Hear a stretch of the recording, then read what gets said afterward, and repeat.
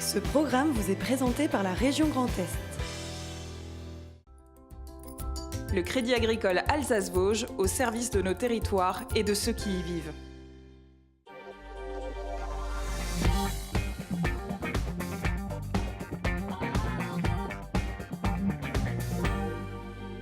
Madame, monsieur, bonsoir. Bienvenue pour une heure d'actualité 100% Alsace, 100% régionale. Au sommaire, économie, musique et littérature. Économie avec Michael Glor, directeur de Lufthansa France. On va parler de cette nouvelle liaison aérienne Strasbourg-Munich.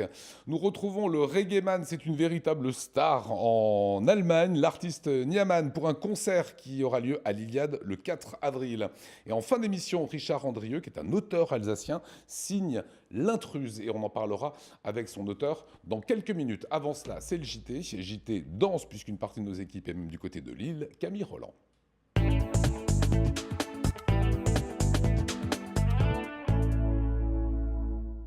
Bonsoir à toutes et à tous, au sommaire de l'actualité de ce jeudi 28 mars. Alors que la religion est plus que jamais au cœur du débat public, le premier forum des religions a débuté aujourd'hui à Strasbourg. Une marche pour la santé mentale était organisée en début d'après-midi pour déstigmatiser les maladies psychiques. Et puis à Paris, le Sénat a accueilli des entrepreneurs à l'occasion de la 4e édition de la Journée des entreprises. Mais pour commencer, à 48 heures de la finale de la Coupe de la Ligue, la fièvre bleue monte à Lille. Ce samedi, le Racing Club de Strasbourg s'apprête à jouer sa première finale depuis 2005. Plus de 20 000 Alsaciens se rendront au stade Pierre-Mauroy pour les soutenir face à Guingamp. On retrouve nos journalistes Mathieu Chanvillard et Marine Zis sur place.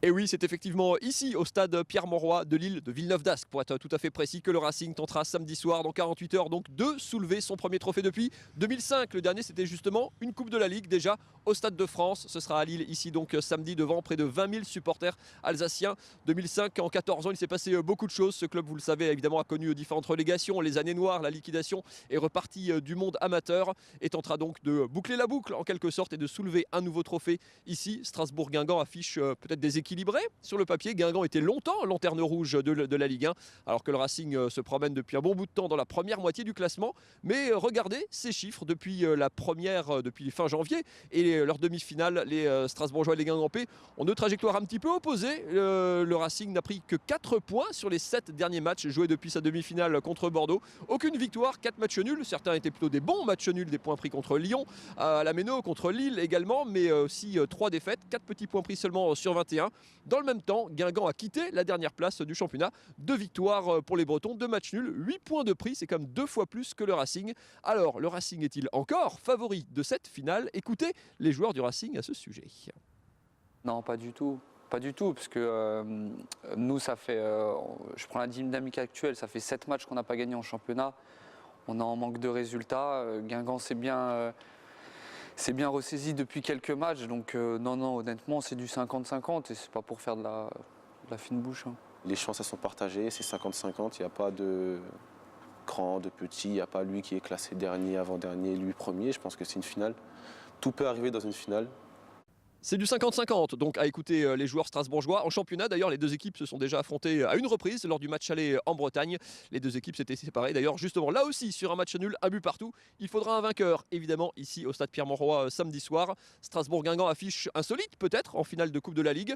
En tout cas, les deux équipes n'ont pas volé leur place en finale. Regardez pour mémoire le parcours des Strasbourgeois qui ont sorti du lourd. Hein. Lille, deuxième du championnat, avait chuté à la Méno. Élimination également de l'Olympique de Marseille. À Marseille, s'il vous plaît. Qualification à Lyon, le troisième du championnat, 2-1. Et puis bien sûr cette demi-finale contre Bordeaux dans une Méno à guichet fermé, victoire 3-2. Le parcours des Strasbourgeois en tout cas impressionne. Et de l'autre côté, les Guingampais, eux, ont réussi l'exploit de cette compétition, éliminer le Paris Saint-Germain, multiple tenant du titre. Le Guingamp qui partage donc avec Manchester United un drôle de privilège, celui d'avoir gagné au Parc des Princes cette saison. C'était en quart de finale, 2-1. Leurs 3 autres matchs de cette Coupe de la Ligue, les Guingampais les ont tous remportés au tir au but. Ils ont donc du sang-froid, les Bretons. Il pourrait y avoir des tirs au but évidemment ici. Retour des prolongations d'ailleurs aussi pour cette finale. Il faudra évidemment un vainqueur ici samedi soir. Les Strasbourgeois, eux, en tout cas, n'ont rien changé à leurs habitudes. Dernier entraînement ce jeudi en Alsace. Ils prendront l'avion demain matin pour atterrir ici à Villeneuve-d'Ascq. Un entraînement ici sur la pelouse de Pierre-Mauroy demain après-midi. Nous y serons, nous vous ferons vivre cette séance et les dernières réactions des Strasbourgeois avant la grande finale de ce samedi. On se retrouve demain, toujours ici, au stade Pierre-Mauroy. Et la religion, à quoi ça sert? C'est pour répondre à cette question que les représentants de 8 cultes se sont rencontrés ce matin dans le cadre du premier forum des religions à Strasbourg. Au programme rencontres, témoignages, tables rondes, visites des lieux de culte et débats. Organisé par la ville, l'Université de Strasbourg et la région Grand Est, l'événement se tient dans différents lieux jusqu'au 31 mars. Adeline Piron s'est rendue ce matin à l'Hôtel de Ville pour l'ouverture du forum.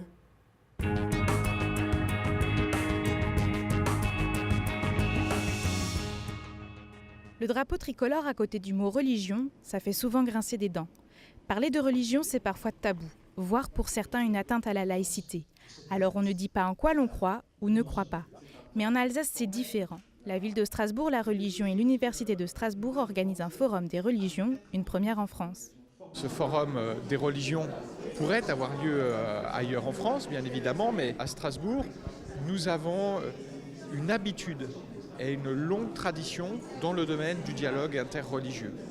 Nous avons institutionnellement, ville, région, université, des relations excellentes avec les représentants des cultes, dans le domaine religieux, dans le domaine du dialogue interreligieux, dans le domaine du dialogue entre croyants et non-croyants.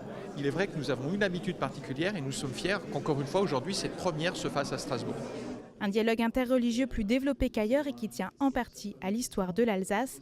Alors que la loi de séparation des églises et de l'État est adoptée en 1905, l'Alsace-Moselle est annexée par l'Empire allemand. En 1918, l'Alsace et la Moselle redeviennent françaises, mais la loi de 1905 n'y est pas appliquée. Le territoire conserve son droit local. Voilà comment le statut des cultes issus du Concordat s'applique encore aujourd'hui.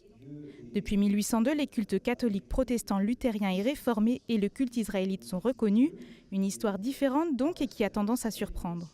Ce qui surprend beaucoup des gens qui viennent d'ailleurs, c'est que des personnes, par exemple de la société civile, même des élus, disent volontiers qu'ils appartiennent à telle ou telle tradition religieuse ou qu'ils ne sont pas croyants. Et on a souvent des exemples de personnes qui nous disent mais ça serait impensable ailleurs que quelqu'un de la société civile ou qu'un élu puisse dire mais moi en tant que catholique, en tant que musulman ou en tant que protestant, je pense que ou j'appartiens à telle tradition. Donc c'est vrai qu'il y a depuis très très longtemps une liberté de dire à quelle tradition on appartient.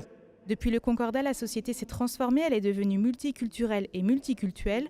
Aujourd'hui, ce sont 8 cultes et une quarantaine de groupes interreligieux qui travaillent ensemble en Alsace. On se connaît très bien et donc on discute franchement, sans tabou. Donc le contexte est favorable pour justement le vivre ensemble et pour le travail ensemble. Et c'est pour cela il y a une grande différence par rapport aux autres régions. Et donc l'islam s'est intégré positivement et il est devenu un élément essentiel dans notre région.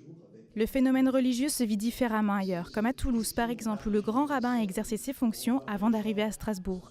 Il aura malheureusement fallu un attentat pour que le dialogue interreligieux se développe dans la ville rose. Pour Harold Abraham Weil, combattre les clichés, les stéréotypes et s'ouvrir aux autres est une nécessité. Dans un climat qui n'est pas toujours favorable aux religions, je pense que le fait de poser des questions d'une manière aussi ouverte et surtout de prendre des acteurs très différents pour y répondre, je pense que ça peut permettre aux gens de porter un regard qui est vraiment différent sur le phénomène religieux, de donner la parole aussi bien, on l'a dit, à des hommes de culte qu'à des intellectuels ou à des spécialistes des religions. Je pense que ça peut permettre véritablement aux personnes d'avoir un regard différent, qui ne sera pas forcément positif, mais en tout cas peut-être de casser certains clichés. Les citoyens, croyants ou non, sont invités à se poser la question suivante, la religion, à quoi ça sert? Pour les représentants des 8 cultes, la religion ne sert à rien et à tout à la fois. Rendez-vous pour un débat sur la laïcité dimanche à 18h. 52% des Français seraient gênés de vivre avec une personne atteinte de maladie mentale, selon une étude de l'Institut Montaigne. Pour lutter contre la stigmatisation et la méconnaissance de ces pathologies, une marche a été organisée à Strasbourg dans le cadre de la Semaine sur la santé mentale.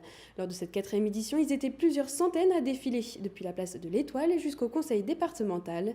Un reportage d'Adrien Laby.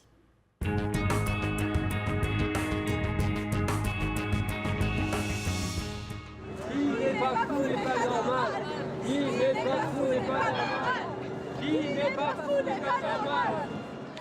tu as un grain de folie, tape dans tes mains. Si tu as un grain de folie. Le monde est fou, pourquoi pas nous? Ma psychose n'est pas morose. Cet après-midi, ils étaient plusieurs centaines dans les rues de Strasbourg pour dénoncer la stigmatisation des personnes atteintes de maladies psychiques. Venus de tout le département, malades, parents et soignants ont répondu présents à l'appel lancé par le Conseil local de santé mentale. Objectif de cette 4e marche de la santé mentale, tordre le cou aux idées reçues et mettre les malades sur le devant de la scène. C'est très important pour eux parce que souvent ils se sentent stigmatisés. On met une étiquette sur les malades mentaux, on a peur des malades mentaux. Et là c'est une marche conviviale, joyeuse, ensemble avec bien sûr les personnes, les usagers, les malades quelquefois, mais aussi les soignants, puisqu'il y a aussi des soignants qui sont ensemble. Et donc pour nous, pour la ville de Strasbourg, c'est très important de donner cette place d'intégration de la santé mentale dans la cité. Handicap invisible, les troubles mentaux font peur à ceux qui les connaissent mal. Que ce soit au cinéma ou dans les médias, folie rime souvent avec délit. Pour l'UNAFAM, qui rassemble les familles de malades, il est urgent de changer le regard du grand public et des institutions, comme la police. On le voit à travers nos proches, c'est quelque chose d'extrêmement difficile à vivre parce qu'ils sont toujours relégués, ils ont du mal à trouver du travail, ils sont dans la rue, si jamais ils sont en délire, on les prend pour qu'on croit qu'ils sont ivres, enfin voilà, il y a tout un tas d'images qui sont négatives et défavorables. C'est pour ça qu'il faut qu'on forme la police et on est en train de le faire en tant qu'UNIFAM, la gendarmerie, la police, les magistrats eux-mêmes, puisque souvent ils sont aussi incarcérés alors qu'ils ne sont pas délinquants. Voilà, il y a un tas de choses de cet ordre-là qui font qu'on se bat pour qu'ils soient reconnus citoyens comme les autres.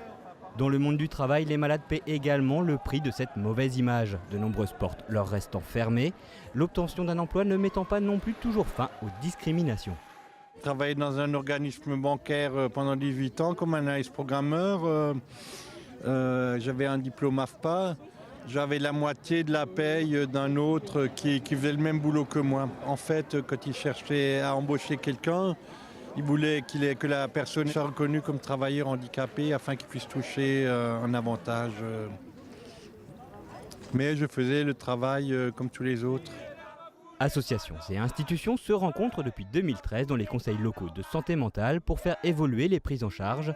Le plus dur reste encore à faire, changer les mentalités. Mais aujourd'hui, à Strasbourg, tous se déclaraient prêts à relever le défi. Direction Paris maintenant. Au Palais du Luxembourg, des sénateurs ont rencontré 150 entrepreneurs pour la 4e édition de la Journée de l'entreprise. Organisée à l'initiative de la délégation sénatoriale aux entreprises, cette rencontre a pour objet de valoriser l'entrepreneuriat et d'encourager son développement. 2 sénateurs alsaciens ont participé à des tables rondes. Nora Boirewa.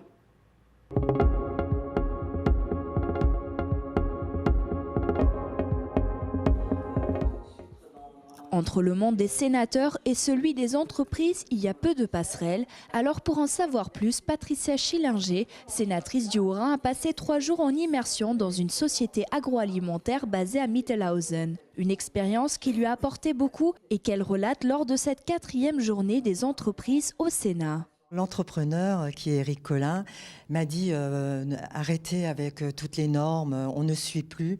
C'est vrai que ces dernières années, on a fait de nombreux textes. Rien que l'étiquetage pour une entreprise telle qu'elle, elle doit changer toutes les lignes. C'est un travail qui est énorme, je l'ai vu. Donc c'est vrai que quand on voit ça, on se dit oui, nous on est législateurs, on souhaite plein de choses rapidement, mais c'est pas dans l'entreprise qu'on le vit comme ça. Les relations entre sénateurs et entreprises se jouent aussi d'un point de vue législatif. La délégation sénatoriale aux entreprises dont fait partie le sénateur haut-rhinois René Danesi travaille sur la surtransposition des lois, à savoir les lois françaises et européennes coexistent et entraînent un surplus de normes. Les entreprises françaises, de surtransposition en surtransposition, de contraintes supplémentaires en contraintes supplémentaires, ont des coûts de production plus élevés que leurs concurrentes européennes. Et donc, c'est sous cet aspect économique que nous avons abordé cette question et que nous, au Sénat, nous avons demandé que l'on y mette un terme. En novembre dernier, 27 surtranspositions jugées défavorables pour les entreprises ont été supprimées par le Sénat. Mais ce phénomène touche aussi d'autres domaines comme la culture, le développement durable. RGDS, partenaire des Alsaciens qui s'engagent. Et tout de suite, l'image du jour d'Adrien Labi. Tel le phénix qui renaît de ses cendres, Europa Park dévoile son futur parc aquatique rue Lantica. 25 attractions, 17 toboggans, une piscine à vagues et même un simulateur de surf. Pour ceux qui aiment patauger, rendez-vous le 28 novembre prochain pour l'ouverture. Et cerise sur le gâteau, cette extension aquatique verra la création de 550 nouveaux emplois. Et voilà pour l'actualité. Merci beaucoup Camille. On accueille le plateau du soir. Venez Michael Glor sur ce plateau, directeur de Lufthansa France, Luxembourg et Pays-Bas. L'artiste Niaman va nous rejoindre. Richard Andrieux, écrivain. On parlera de L'intruse que j'ai ici à la main, qui est votre tout dernier opus. Richard Andrieux est un Alsacien. Et dans la coulisse, je vous ai entendu parler que de football. C'est normal, il y a la Coupe de la Ligue. Ça sera samedi. On est tous derrière le Racing. Allez, petite pause météo avec Célia. Venez découvrir et essayer le nouveau SUV C5 Aircross dans nos concessions Car Avenue à Colmar, Célestat, Haguenau, Saverne et Sarrebourg.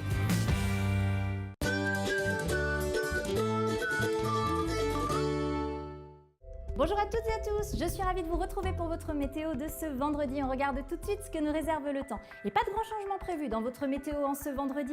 Toujours pas mal de passages d'éclaircies avec quelques nuages qui nous attendront sur l'ensemble de l'Alsace ainsi que sur la région du Bas-du-Württemberg et le nord de la Suisse. Par contre, les températures sont très fraîches en ce vendredi matin. Comptez 0 degré pour le sud du territoire, 2 degrés pour Colmar, pour Strasbourg, encore pour Saverne ou Wissembourg, 1 degré du côté d'Offenbourg et 0 degré comme je vous le disais pour Bâle ou encore pour Mulhouse. L'après-midi, pas de grand changement, le ciel se dévoile un petit peu, beaucoup plus de soleil prévu chez nos voisins allemands, du soleil également du côté de Mulhouse, d'Alkirch ou encore de Bâle et des températures qui grimpent. En vendredi après-midi, plutôt doux avec 16 degrés prévus pour le col de Saverne, 16 degrés également pour Colmar ou encore pour Mulhouse, 17 degrés ce sera pour l'Eurométropole Strasbourg, 15 degrés la minimale du côté de Wissembourg. Comme d'habitude, on jette un petit coup d'œil sur votre week-end. Et samedi, le grand retour du soleil. C'est encore un joli week-end ensoleillé qui nous attend avec des températures bien hautes. Comptez 19 degrés de moyenne un petit peu partout. Vendredi, nous serons donc le 29 mars. Nous fêterons les Gladys. Le soleil se lèvera à 6h14 pour se recoucher à 18h54 et on gagnera encore 4 minutes de soleil. Voilà, je vous souhaite à toutes et à tous un très bon moment sur Alsace 20. À très vite.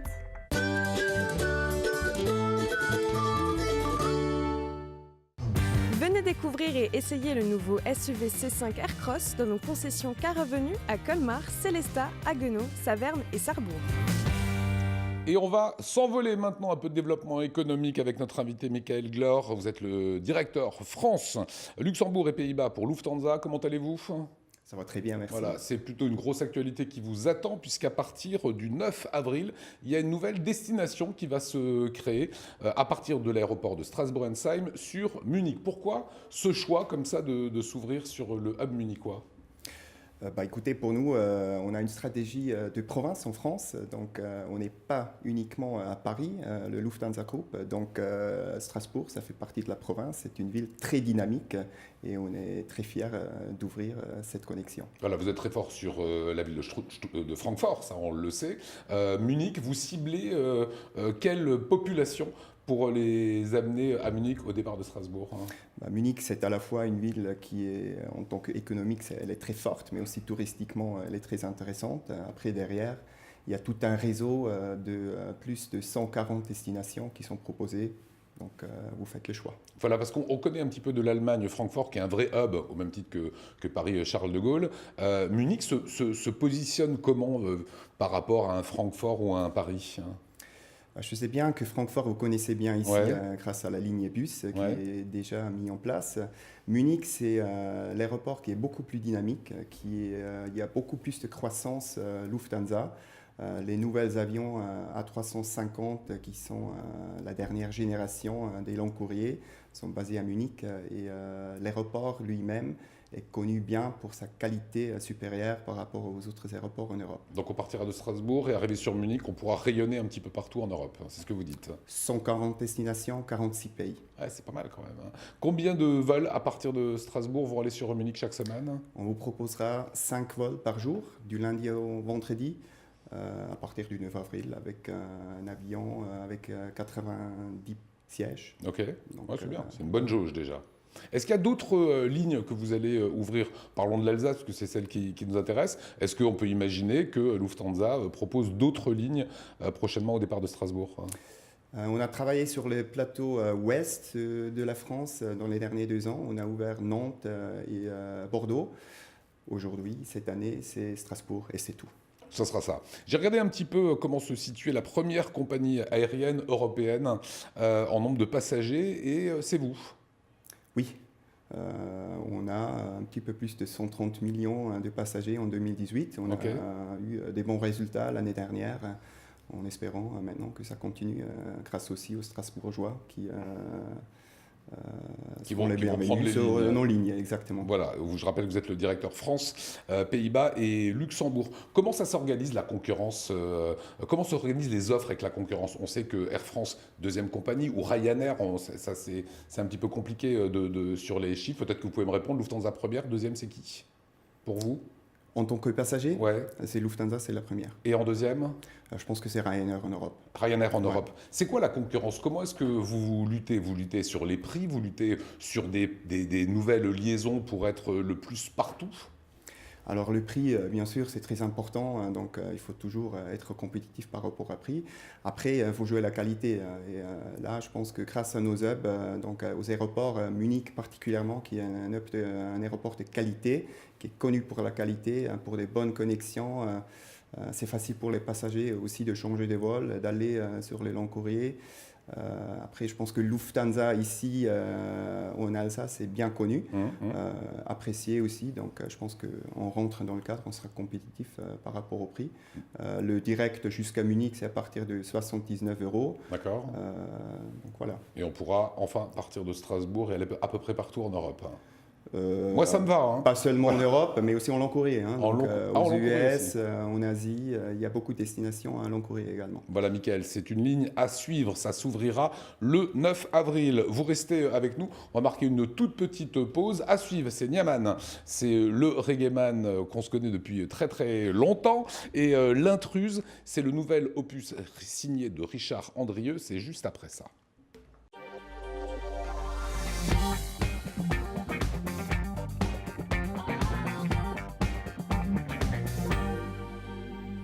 Il est auteur alsacien, Richard Andrieux, notre invité. Ça vient de sortir, c'est vraiment tout chaud. Ça s'appelle L'Intruse. Le dernier roman, c'était Le Jardin des Poètes, il y a 5 ans. Que s'est-il passé pendant ces 5 années pour que vous n'écriviez pas? Il a fallu digérer Le Jardin des Poètes, qui m'a quand même pris 4 ans pour l'écrire. Et puis, on ne passe pas d'un roman à l'autre comme ça. Il faut se ressourcer, il faut trouver une histoire intéressante. Et en l'occurrence, celle-ci, dans L'Intruse, en est une, si je peux le pitcher. C'est l'histoire de Marwan. C'est un jeune des cités, de la cité des Charmis. C'est dans le 9-3. Il vit avec sa mère. Son père a quitté le domicile il y a bien longtemps. Et avec quelques copains, il gagne un petit peu d'argent en volant des objets qui sont tombés du camion. Pas forcément une vie très rose. Et un jour, Marwan va voler à l'arraché le sac d'une vieille dame. À l'intérieur, quand il l'ouvre, une lettre datée de juin 1940. Oui, c'est ça. C'est-à-dire que c'est une lettre d'un homme qui est dans un hôpital militaire à Trouville et qui lui annonce qu'il a pris un obus, qu'il est amputé des 2 jambes. Qu'il annonce à la vieille dame à qui il a volé le sac. Oui, à l'époque, elle n'est pas vieille. Oui, c'est ça, bien sûr. C'est ça. Et qui lui dit que ses jours sont comptés, et qu'il lui souhaite d'être heureuse. Et pour la première fois, ce gamin, qui n'a aucune valeur, va être touché par ces mots. Et donc, il va tout faire pour rendre ce sac à cette dame. C'est ce qu'il décide de faire. Il ramène le sac à cette dame, elle s'appelle Anne Le Mercier, une mamie, elle a 78 ans. Et quand il ramène, et c'est peut-être le 2e volet de ce roman, c'est un peu des romans comme ça à tiroir, il a un peu honte, il lui dit « j'ai juste trouvé le sac, regardez, il y a tout dedans, il y a une lettre, il y a tout, etc. » Et cette femme tousse. Et quand elle tousse, cette femme crache du sang. Oui, elle crache du sang, et cet adolescent est assez surpris de la voir avec une toux abominable, et il lui dit avec ces mots « Dame, c'est pas normal de tousser comme ça. » Voilà, ça commence comme ça, et puis il va commencer à prendre soin d'elle. Il va l'emmener voir un médecin, et puis le verdict va tomber, C'est-à-dire que cette vieille dame a un cancer du poumon. Si le cancer est un mot masculin, vous lui donnez un nom féminin, vous l'appelez l'intruse. L'intruse, c'est le cancer qui s'immisce dans cette relation entre ce jeune et cette vieille dame. C'est ce cancer qui s'immisce dans le corps de cette femme. Et à propos de cancer, vous écrivez « à propos de l'intruse, je suis l'intruse, celle qui te fait souffrir ». Oui. Donc, c'est difficile d'aborder ce sujet. J'ai écrit ce roman pour parler surtout de l'urgence des sentiments. C'est-à-dire que on peut souvent remarquer que les gens ont des rapports beaucoup plus proches dans l'intimité, dans la vérité des choses, quand il y a un danger ou quand il y a quelque chose. Et puis, il y a parfois aussi des rencontres fortuites, des rencontres improbables. En l'occurrence, c'est cette maladie qui va faire que ce jeune garçon va se mettre à aimer cette femme et que cette femme va aimer ce... En fait, c'est une histoire d'amour. C'est aussi un rapport, je pense, par rapport à notre propre finitude. Est-ce que c'est aussi un livre sur la rédemption? C'est ce gamin qui a piqué un sac à l'arraché, à une vieille dame, va se sentir bon avec elle, il va se sentir exister et vivre. C'est elle qui va le rendre bon. C'est elle qui va lui faire comprendre, parce qu'il va lui avouer que c'est lui qui a volé le sac, et elle va le pardonner. Et là, ça va ouvrir un champ de vision pour lui. Le champ des possibles est vaste à ce moment-là. Exactement. On parle aussi dans ce roman de fin de vie, d'accompagnement et de tout ce qui peut se passer aussi dans la tête, la psychologie du malade. C'est très compliqué quand on est en bonne santé de se dire comment je serais si ça m'arrivait. Là, on sent que vous êtes très juste dans les mots, dans les délires que cette femme va commencer à avoir. Elle va revoir, elle a 78 ans, sa maman, son enfance, etc. C'est des choses qui étaient importantes de le raconter dans la fin de vie. Oui, c'est encore un rapport par rapport à la vérité dont je vous parlais tout à l'heure. C'est-à-dire que j'ai eu le malheur de perdre des gens. Il y a beaucoup de gens qui partent de cette maladie, malheureusement. Et on a des rapports très, très intimes, où les gens vous disent certaines choses par rapport à ce qu'ils auraient aimé dire à leurs parents. On a un petit peu la gaieté d'Oscar et la Dame Rose, d'Éric Emmanuel Schmitt, avec ce gamin qui était atteint d'un cancer. Là, on ne tombe pas dans le pathos, c'était quelque chose qui était voulu. Indispensable. Je voulais absolument pas, je voulais aucun pathos. Pour moi, c'est une histoire d'amour. C'est comme ça que j'aimerais qu'on prenne cette histoire, même si le cancer est présent. Eh ben c'est tout chaud. L'intrus, c'est aux éditions Maya, votre éditeur.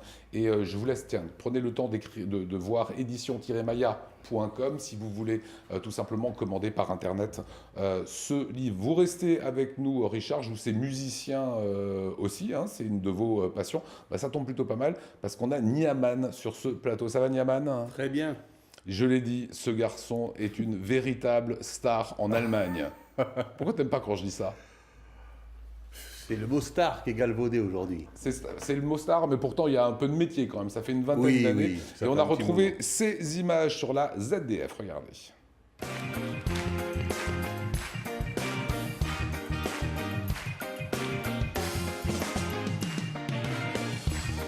Le jour dans notre société, on est tous conditionnés. Le monde est stressé et on essaie tous d'arrêter. Trop de boissons alcoolisées, trop de mauvaises choses pour la santé, trop de produits pour se détériorer, le spirit pour se protéger. J'aime bien le petit accent un peu créole quand tu chantes comme ça, que t'as pas du tout dans la vie quand on parle. Ben oui, mais les origines sont les origines. Les origines caribéennes, elles sont là. Oui. Et puis il a parlé du 9-3, c'est là où j'ai grandi. Ah oui, d'accord. Oui. Ok, donc il y a des origines de partout et de la culture qu'on prend partout à droite et à gauche. Mes parents sont de Guadeloupe et j'ai grandi en Seine-Saint-Denis. Un nouvel album bientôt, il y avait déjà Être Humain, Soul Reggaeman, Aimer.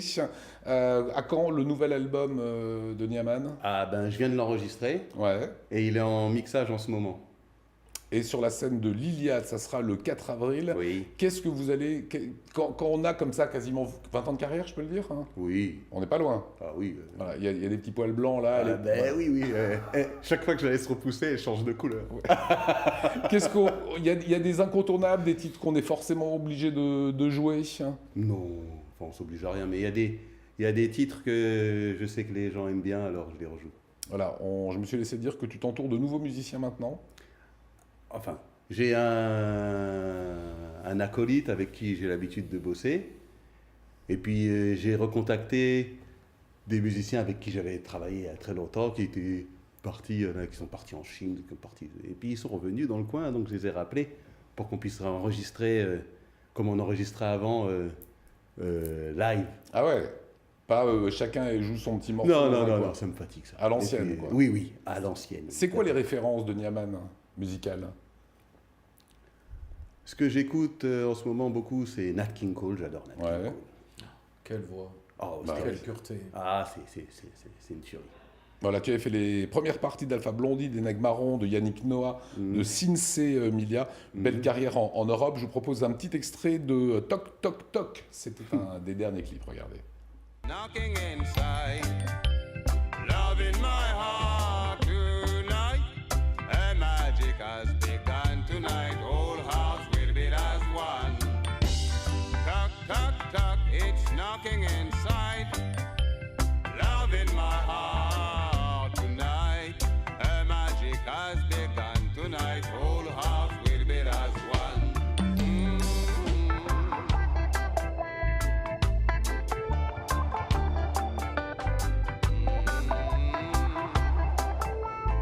C'est très drôle parce que dans le clip là, vous avez strictement la même guitare Parce que c'est la même. que vous venez de prendre sur ce plateau. Un petit mot avant que vous nous jouiez une petite chose. À vos tout débuts, je m'étais laissé dire que vous aimiez jouer dans un hôpital près de Paris pour des malades. Et vous dites que c'est là que vous avez eu les premières sensations, les premières émotions. Oula, ça fait longtemps ça. On va bien renseigné. C'est dans un hôpital psychiatrique à Neuilly-Plaisance. Et ça a apporté qui du bonheur. Maison Blanche. En fait, je suis venu jouer là et c'est là que j'ai rencontré un infirmier musicothérapeute qui s'appelle Christian Sabas, s'appelle toujours Christian Sabas, avec qui on jouait pour les patients. C'était la musique sans ego. C'est beau ça. Ah bah, c'est fantastique la musique sans ego. Niaman, vous nous jouez un petit morceau, une petite minute, qu'on vous entende en live? Oui, je vais faire une petite chanson douce pour vos téléspectateurs.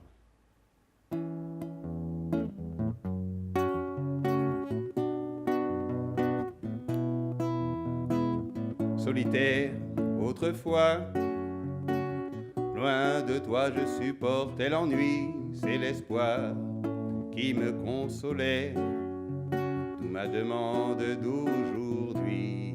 Oh, please, my lady, come in my home, sweet home, you will never be cold. Oh, oh, oh, please, my lady, come in my own sweet home. You will never be cold in my own sweet home.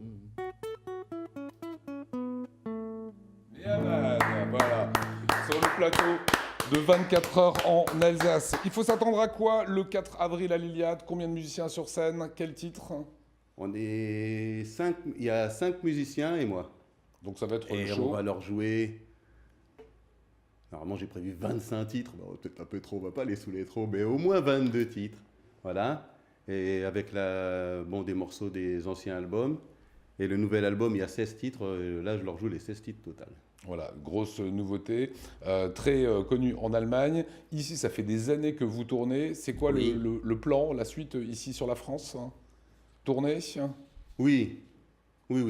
Parce que comme j'ai beaucoup travaillé ailleurs, là, je vais quand même me concentrer un petit peu en France, ce serait bien. Sur votre public ici français. Oui.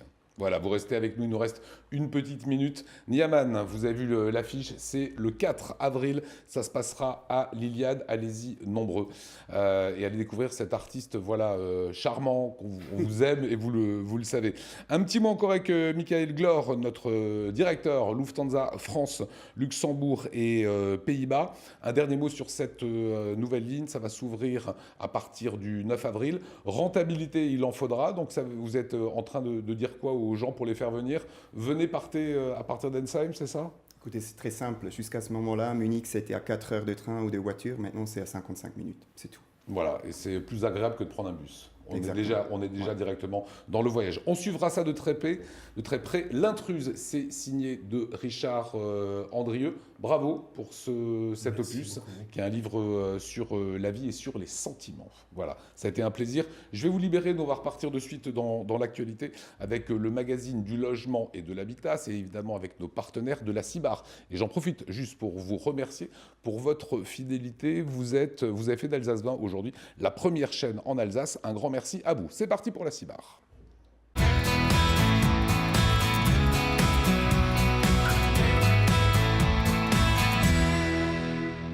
Bonsoir à tous, je suis très heureuse de vous retrouver sur Alsace 20 pour une nouvelle édition du magazine du logement et de l'habitat en partenariat avec la CIBAR. Aujourd'hui, nous allons parler permanence. Qu'est-ce que c'est, à quoi elles servent et pourquoi et pour qui? Freddy Zimmermann nous en dira tout de suite un peu plus.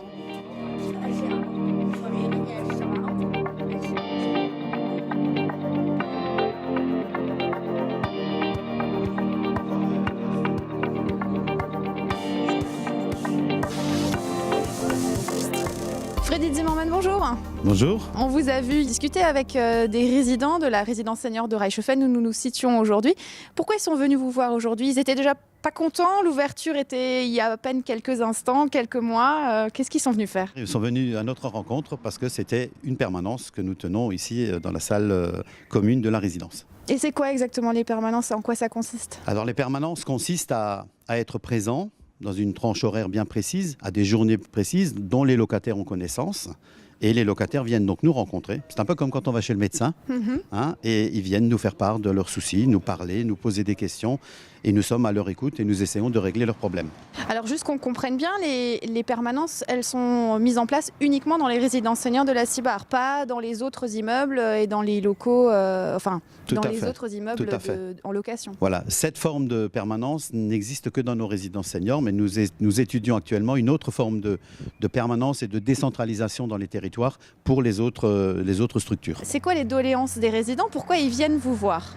Alors ils viennent nous voir pour de nombreuses raisons. Pour nous signaler un dysfonctionnement dans le logement, ça peut arriver, un volet qui grince, une porte qui frotte, un petit dysfonctionnement comme il y en a beaucoup. Ils peuvent venir nous voir pour un problème administratif, un document, surtout que les personnes qui n'ont pas de famille, qui sont seules, un document administratif qu'ils ne comprennent pas. Ils peuvent venir avec un document, notamment des impôts, ils ne comprennent pas leur avis d'imposition, donc on leur explique, on les accompagne. En fait, ils peuvent venir pour nous parler d'un problème personnel. Donc, on essaye d'être à leur côté, de les accompagner de notre mieux à tous les niveaux. Donc, c'est un petit peu, on va dire, un peu le métier aussi d'assistante sociale. En fait, ce que vous faites, c'est exactement ça, c'est du lien social. Ils le savent, on est présent, ils peuvent venir nous voir. Et puis, on a aussi eu 2 personnes qui sont venues nous dire « j'ai aucun problème, je suis simplement venu vous dire bonjour et vous dire à quel point on est content de vous voir ici à Reichshofen ». Et je pense que ça, pour la CIBAR, c'est important aussi de le savoir. C'est très important et on est vraiment dans notre métier de bailleur social. Être aux côtés de nos résidents, les accompagner, être présent. Et puis, c'est quelque chose, à mon avis, d'indispensable. Alors aujourd'hui, il y a une particularité parce que la résidence senior de Reichshofen, on l'a déjà vue, on l'a observé lors des travaux. On a été aussi, il n'y a pas très longtemps, lorsque vous aviez fait une plantation. Tout à fait. Il faisait un peu plus froid qu'aujourd'hui aussi. Il faisait un peu plus froid, ouais, c'est vrai. Mais aujourd'hui, c'est particulier parce que cette résidence a ouvert il y a peu de temps et c'était la première permanence. Tout à fait. C'est particulier pour vous aussi, une première. C'est particulier parce qu'on ne sait jamais... c'est particulier parce qu'on ne sait pas à quoi s'attendre. Il faut aussi que les gens prennent l'habitude, savent. On a aussi croisé des gens dans le couloir qui ont dit « Ah, c'était aujourd'hui, ah, j'avais oublié ». D'accord. Donc il faut un certain temps pour que les gens s'imprègnent vraiment de cette présence, de notre présence. Mais c'est toujours quelque chose de très sympathique de venir et de pouvoir aider nos locataires. Sur quoi est-ce qu'ils vous ont posé des questions aujourd'hui? Quel était par exemple l'un ou l'autre exemple de souci qu'a eu un résident aujourd'hui? Alors il y a une personne qui est venue par exemple pour un problème dans sa cuisine, un problème d'écoulement donc sur son évier. Donc nous avons aussi un gestionnaire qui était là et qui est allé tout de suite voir ce qui se passe. Tout de suite. Et si on peut faire la réparation sur place, c'est quelque chose d'extraordinaire. Vous la faites directement alors? On l'a fait directement. D'accord. Un autre monsieur qui a un problème avec sa douille pour installer une lampe, on était là. Mon collègue est allé le rejoindre et il va lui régler son problème. Donc on a plein de petits... Et une dame aussi qui ne savait pas qu'elle pouvait avoir Alsace 20 sur la chaîne 30. Exactement, sur la chaîne 30. C'était un exemple. C'était un exemple. Donc il est aussi allé lui montrer que sur la chaîne 30, elle pouvait capter Alsace 20. Tout à fait. Exactement. Alors j'imagine que vous tenez aussi des notes, tenez aussi tout un cahier d'informations. Comment vous gérez ces infos? Comment est-ce que vous les classez? Comment vous les prenez en compte? Qu'est-ce qu'elles deviennent en fait Alors je suis assisté par une assistante donc, qui prend des notes. Chaque problème est enregistré. Il est ensuite remonté actuellement au service technique puisque l'immeuble est neuf. Donc il y a encore beaucoup de choses sous garantie. Et ensuite, c'est le service technique qui va prendre chaque problème et va le traiter. Vous gérez ces permanences quand même depuis plusieurs années. Vous suivez plusieurs résidences. À votre avis, qu'est-ce qu'il faut avoir pour pouvoir faire ces permanences-là? Parce que vous parliez de lien social tout à l'heure, il faut quand même avoir une fibre assez humaine aussi et se mettre un peu au niveau de la personne. Comment est-ce que vous gérez un peu personnellement tout ça? Personnellement, je ne fais pas beaucoup d'efforts, c'est dans ma nature. C'est vrai que ce n'est pas toujours facile. On peut aussi être face parfois à des cas difficiles, des problèmes personnels assez graves. Donc voilà, il faut savoir s'adapter. On a aussi des partenaires tels que le conseil départemental, les services sociaux, etc. pour accompagner lorsque des problèmes un peu plus graves ou des problèmes de comportement se présentent. En fait, on est vraiment dans une gamme très très complète d'accompagnement de nos locataires dans nos résidences seniors et c'est notre objectif. Personnellement, vous êtes un peu le médiateur entre la résidence et, on va dire, le quartier général de la Cibar, c'est un peu ça. C'est un peu ça, en sachant qu'il n'y a pas que les permanences, on a aussi du personnel, des gestionnaires qui sont des ouvriers qui sont sur place, qui passent régulièrement, qui font l'entretien. Donc il y a un contact permanent avec nos locataires et c'est ce qu'il faut surtout dans les résidences seniors parce que les gens ont un certain âge. Il y a des couples mais aussi des personnes seules. Donc il faut qu'on soit prudent et qu'on veille à ce que ça se passe le mieux possible. Merci en tout cas de nous avoir donné toutes ces informations par rapport aux permanences. Avec plaisir. Merci beaucoup. On se revoit quant à nous à partir de jeudi prochain pour une nouvelle édition du magazine du logement et de l'habitat. Je vous souhaite une excellente soirée et à bientôt.